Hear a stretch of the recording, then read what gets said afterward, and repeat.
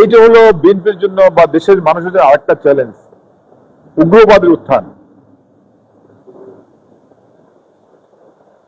দেশের মানুষ এবং বিএনপি কিন্তু উগ্রবাদের উত্থানকে নিয়ে কিন্তু ভীতিকর অবস্থায় আছে।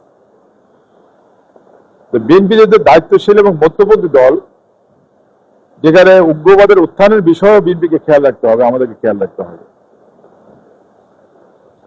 আপনারা জানেন গলন্দ অনেকগুলো চ্যালেঞ্জ।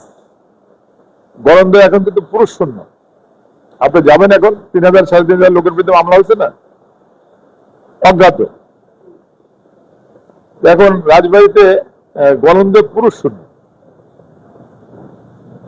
আমি পুলিশ প্রশাসনের সাথে ডিসি প্রশাসনের কথা হলো, গণগ্রহণের আতঙ্কে আছে।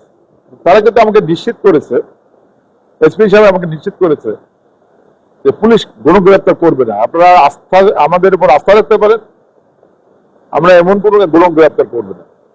কিন্তু কোন মসজিদের ইমাম নাই, ইভেন মসজিদও নাই, ইমাম নাই, মসজিদও নাই। যারা মুসল্লি নামাজি তারা নিজেরা নামাজ পড়াচ্ছে।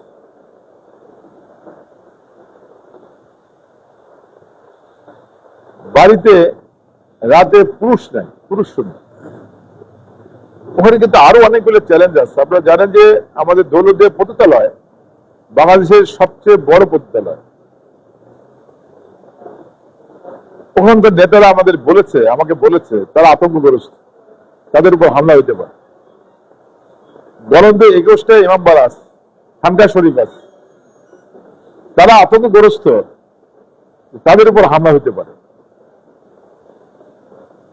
সম্ভবত 28 তারিখ, এই মাসের 28 তারিখ থেকে আমাদের সনাতন ধর্মাবলম্বী হিন্দু ভাইদের সবচেয়ে বড় উৎসব, বড় পূজা, দুর্গা পূজা।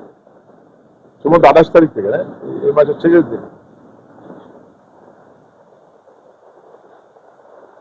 এই ঘটনার পরে আমাদের এই মন্দির কমিটি তারা কিন্তু আতঙ্কগ্রস্ত।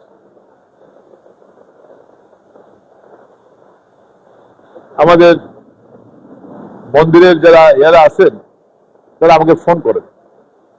আমরা বলেছি বিএনপি ভারপ্রাপ্ত চেয়ারম্যান নির্দেশ, গত বছর আপনাদের পাশে যেভাবে ছিলাম, এবারও আপনাদের পাশে থেকে আপনাদের উৎসবটা যাতে কোনো ভাবে বাধাগ্রস্ত না হয় সেই ব্যবস্থা আমরা করবো। রাজবাড়ী জেলা বিএনপি করবে, উপজেলা বিএনপি করবে, পৌর বিএনপি করবে, আমি থাকবো ইনশাল্লাহ।